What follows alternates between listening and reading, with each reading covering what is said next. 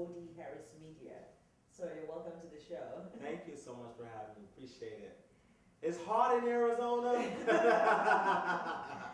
really is. That means you're not from Arizona. Well, I've been here for about 4 years or so. Really? Yeah, it's still hot. You don't have an Arizona passport yet? I mean, clearly, but I can tell you one thing. When I go back to the East Coast, I'm always feeling like, oh my goodness, this is freezing. So I can always tell, like, my blood's thin, but it's still just, this hotness is just never goes away. You just ignore the hotness, huh? Well, I'm used to it now. I've been here quite a few years. So Yeah. I love it. Love Well, it. you know they used to say in the old church, if you think this is hot, well, hell's gonna be hotter than this. So we better so we don't go to hell. That's Hell right. is real. Yeah. Just believe it. That's right. That's right. So Get delivered. as we were saying before, we were talking about how violent the video games have become. My friend here, lovely, said there is a video game called Lucifer. No, that's a TV show. TV show. But have rather. you heard about the new video game called Pokemon, where you're Oh, it's okay. an app Yeah. where you kind of follow where it's like a scavenger hunt, but it leads you to like real places, but you're following a virtual character. Yeah, you know, I heard something in the news about a person that was on that Pokemon app and was recording someone doing something dangerous, like a cop pulling a gun out on her kid through the app, and the app picked it up. So that I don't know all the details on that, but I've heard of that. So I don't more so games have always been violent. I think that with the increase, the escalation of violence right now, it just only plays a further role. I can take you way back when we started doing some violent games. Remember Duck Hunt? Yeah. That was the first With way the you gun, learned how to shoot. shooting at the Come TV. on, yeah. So Amazing. after we started introducing guns at a very early age, and that's where the BB gun became really popular. And then they said, well, we're gonna take away the BB gun, and then we're gonna put an orange cap over it. You know, I don't know if you, but I've been shot by a BB gun. That thing Oh, that stings. hurts. Oh, Yeah, And yeah. now we did water guns. had that Yeah, experience uh-huh. before too. Well, Yeah, yes. I enjoyed the water guns quite a bit, actually. I Yeah. did like water guns when we are out by the pool and somebody's running around with a gun and shooting you, but it's water. But now That's it's a subliminal message. It's water, but really we're talking about actually. yeah, shooting, guns. Well, shooting yeah. people, Yeah, yes. well, they were shooting people Well- with acid with those guns too. So that's why they said don't shoot me with water with the gun, because they were shooting acid out of the gun. So it was really hurting people. But what we have to realize, in the 80s, we became, throughout the Black Panther movement and throughout the historical things that African Americans did to kind of rally together to protect their people, what we have came into a generation now of how we introduced it and desensitized people. So we started out with a little duck hunt. We started out with doing shooting games, and kids became more familiar. And the baby boomers and the millennials have now been so desensitized to it. Now it's, I'll go pick up a gun and shoot it. So now we're in a different era. But if you look at how we have progressed, over time we desensitized people to it. Then it becomes comfortable to pick it up and shoot somebody with it. And then we get into these different eras and these different times. And so this is why, games, that's why they can come out with a game and they'll sell a lot of, I can't even remember some of the games. Black Ops, Halo. I play Halo all the time with my friends and people all the time. And in some games, the only way you can win is to commit suicide. Can you imagine that? Well, In Or some kill games. someone. Or kill someone. Or kill someone. What, And where now is instead of America doing it going with virtually, all this? That is just so. now instead of doing it virtually, people want to actually act out in real life. That is Right. And now totally. you're seeing why That's there's so much. horrible. It's off key. it's just like How are we we raising was- our children? Exactly. So they can become murderers? Well, the thing, it's just like wrestling. See, I love stuff like wrestling. When we used to wrestle, WWE. oh my goodness, I was body slamming my brother. I was trying to DDT him. I was trying to jump off the top chair and just, hit him with an elbow and drop it. And a lot of people understand that concept. But has it become a way too much? Yes, we've introduced this. Now we want to pull it back. It's just not going to happen. It would never, ever happen. Not as long as there's wrestling out there. Not as long as there's still violent games out there that people want to. Boxing. Boxing started out from slaves. Yes. From entertain the Yeah, from masters, the, yes. exactly. You're right, And then we you're turned it to a sport. Now we're gonna beat each other up. Mm. I mean, my brother is a professional boxer. He's about to fight for the title at the end of August. Wow. Really, this Yes. year? Middleweight, yes. That's it. He's fighting for a title. So our society is violent. United States, I'm not saying it's like that everywhere, because it's not like they're in London and Europe. Exactly. But here, I evil graduated is from good. College of Journalism in London. Throughout my time in London, I did not see the police carry weapons. They have batons. And they usher you into a car and say, oh, we're just going for tea. We're just going to take you downtown. And that's it. They don't rough you up, throw you to a car, and just use a gun and taser you with 50,000 volts. So do you think, this leads me to the other question, do you think it's time for the British police to train American police? well, this is the thing. And we was founded on violence. Remember, United States have always taken. So I don't see a generation or a country that have, for hundreds of years, we have always taken. Exploited people, kidnapped people, and found ways to sell people and buy people in order to found the United States. Right. So this is a country that was built on Violence. savagery, Violence. brutality, violence, guns. Yeah. So it's time to scale back and have some peace. How do we talk about peace? That's the question. With all these guns going around, can we actually disarm Americans? Is anybody interested in that? Exactly. But let me tell you, see, I just try to keep it real so everyone can really get to understanding of this. If America was founded on something that was violent, taking the land that we live in, even the land that I was invited to, or my ancestors could have been stolen to, wasn't even the land that belonged to the person that stole my ancestors to steal this land. This land belongs to somebody else. So our forefathers, Washington and all these other people presidents that we celebrate, everybody.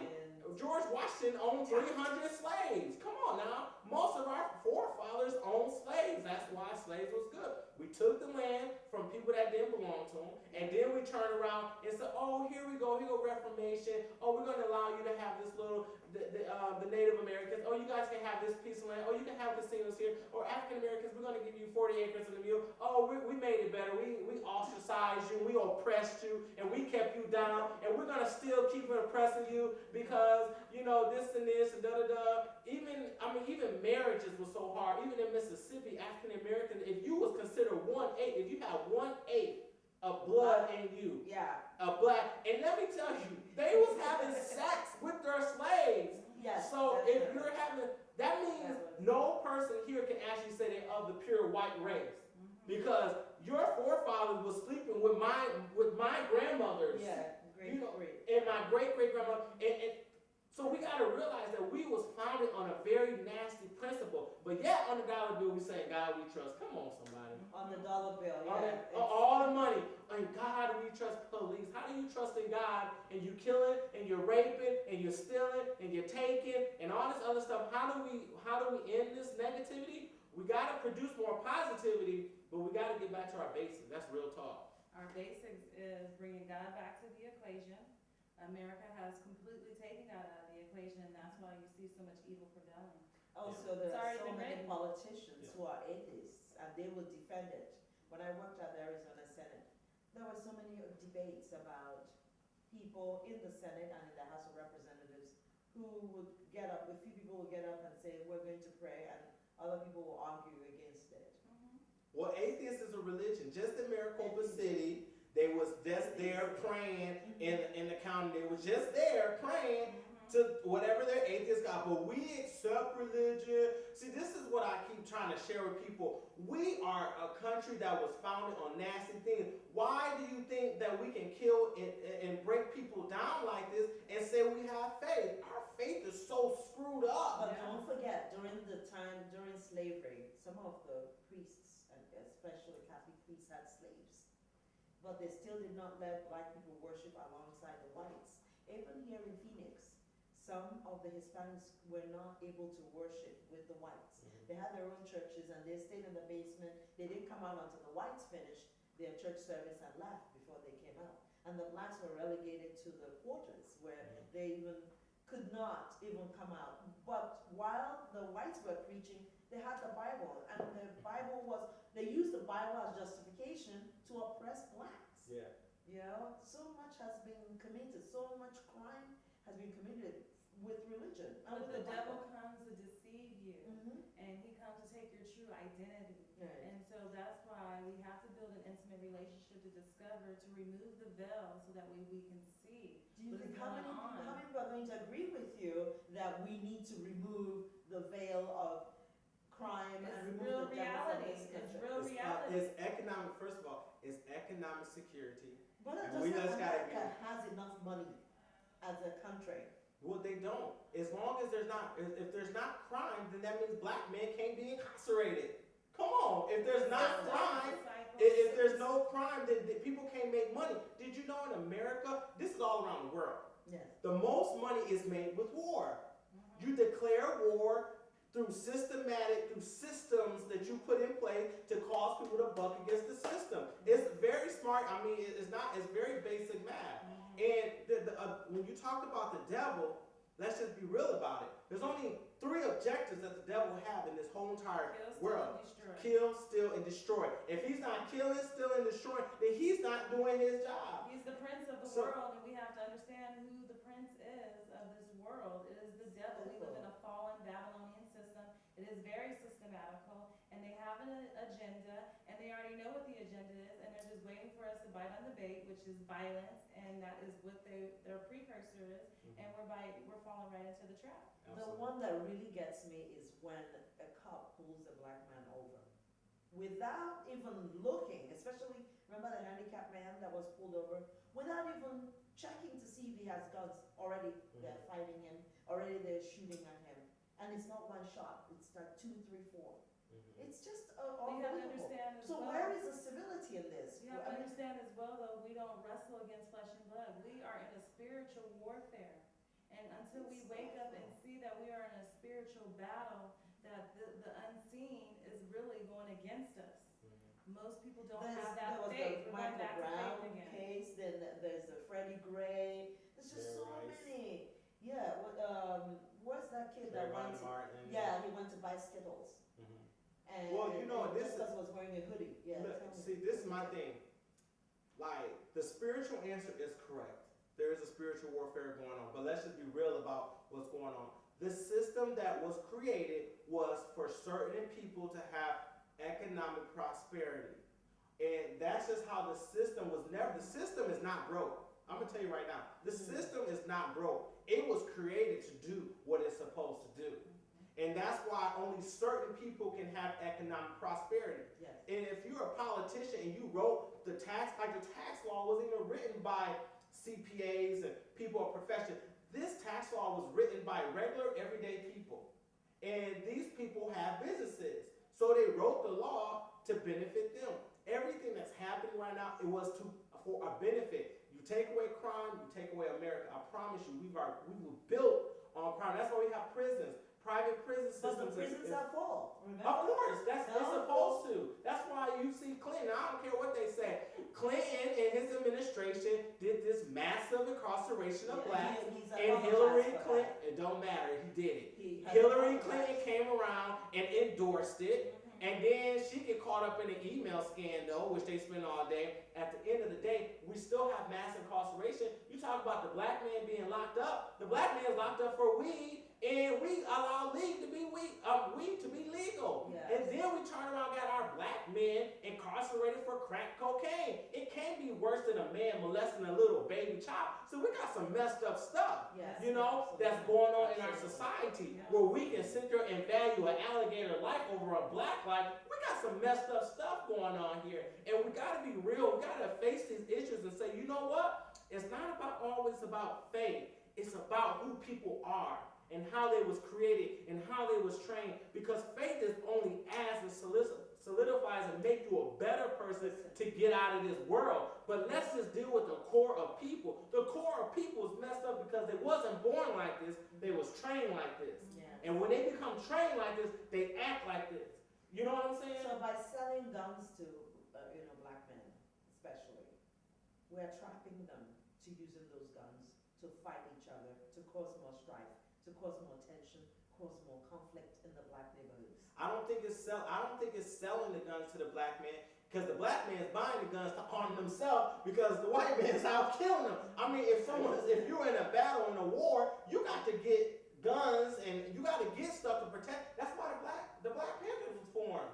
Yes. To protect the people that was oppressed. We've always been the oppressed people. Don't get that twisted. We've always been the oppressed people. We're still oppressed.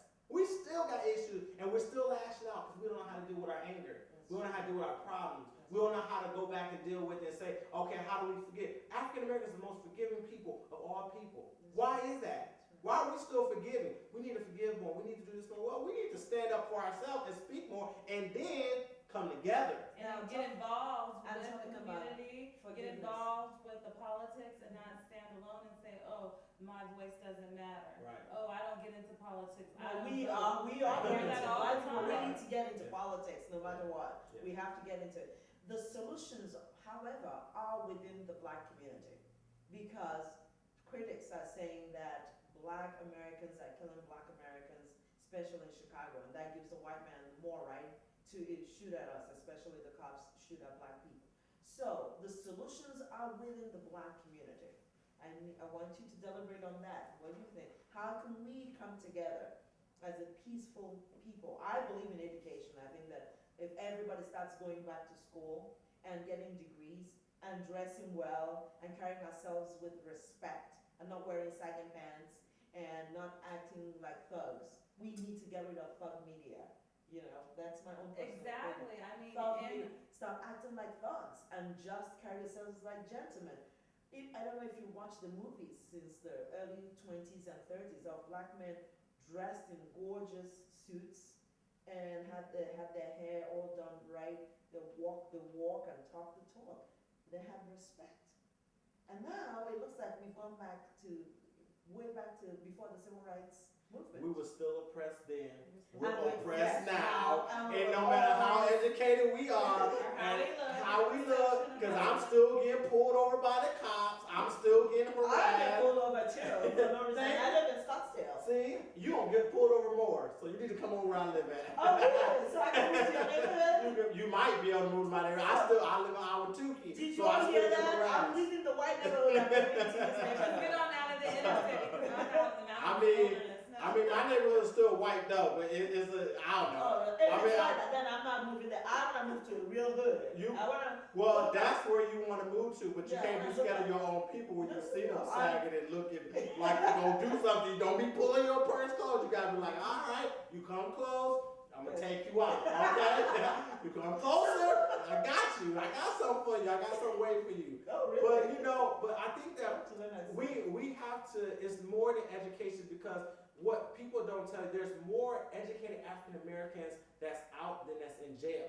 A lot of people want you to think that there's more African American incarcerated, and the lack thereof has been the depletion of our education. But that's not true. There's more African Americans educated that's out there that's doing well. So, like especially you said, in law enforcement, especially and law even enforcement. in FBI and all. We have I'm gonna tell you, I'm trying to talk to you guys from the minority standpoint, so I'm not being defensive to anyone that's over me, because I work with a lot of colleagues. I'm not a racist person. I just have views that has to be clearly defined. Yes.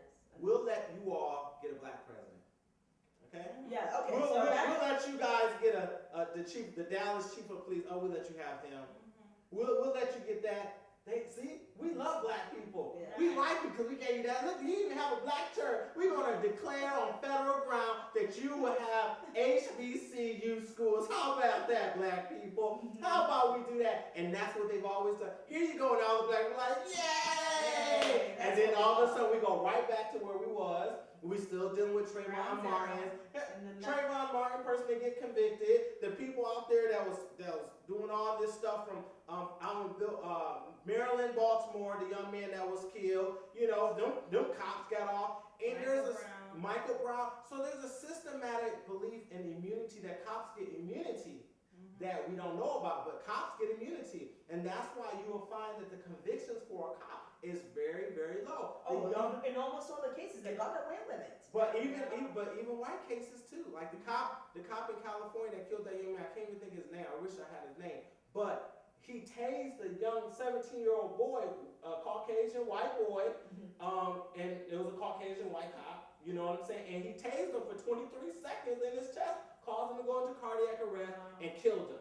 And that's recent news. So we can't always say, well, it's white on black crime. Yeah, we have to realize that there are bad people out in the world. There's also white on white crime. It's white on white crime, but there's bad people out in the world. I went to go see a movie just recently, and this gentleman, I can't remember what the name of the movie is right now. No, not Purge. I went to go see, it's a new one that's out, I can't think of what the name of the movie is. But just recently, I went to a movie, the gentleman that Matthew McConaughey played a gentleman called, his name was Newt, right? And he was the main character and stuff like that. And he went through going through the Civil War process or whatever. But anyways, he ended up dating a black woman. And he ended up helping black people out there in Mississippi. And that's why it's called the Canton Jones, the Jones County, because this white man was helping black people, and he was helping them be free and be liberated from oppression. So like I said, you don't hear stories about white people doing well for the community. You only hear about bad because they've done enough job of the Ku Klux Klan. They advertise that so much.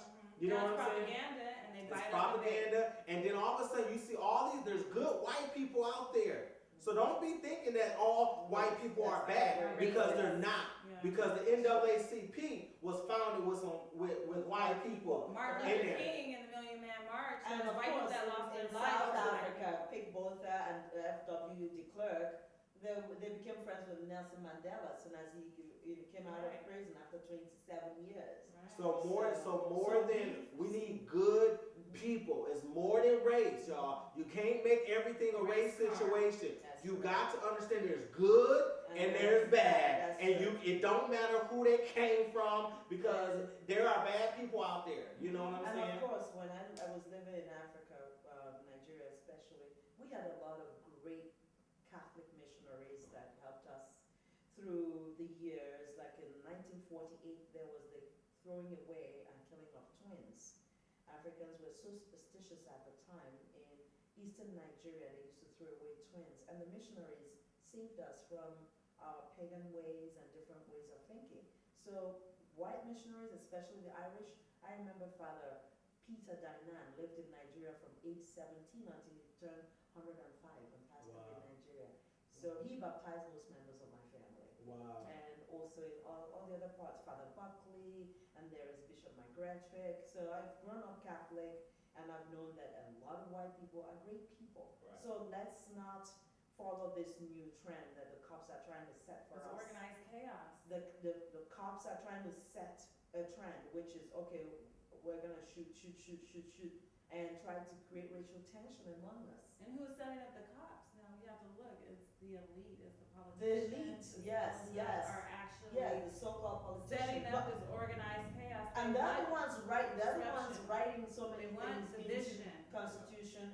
They're the ones writing things into the amendment and changing rules and regulations, and it's just not right. Because the system was set to buck. If you buck against the system, then guess what? You're gonna get caught. And it's like what Obama said recently. It's not that we don't believe that there's not good and bad people out there. It's the fact that it's just systematically tends to happen to us more often than anybody else. Yes. Not to say that it doesn't happen, but it just seems to happen. And Obama has delivered 11 speeches in these last matter of days. And people was upset at Obama because he chose to go down to Dallas and not to Louisiana and not to Minnesota to go visit them people, but you're going to go visit the cops. You're gonna go there and make a special visit to Dallas, but you don't want to go to Louisiana, and you don't want to go to Minnesota. That's So a he problem. should have actually gone to Louisiana first. First, exactly. But it's no different than when Katrina happened and Kanye West got up and said George Bush don't like black people. The 1%. And then that was a big The deal. 1%. The 1%. Exactly. That's right. So this brings us to another segment of the program, but before we do that, we shall take a break.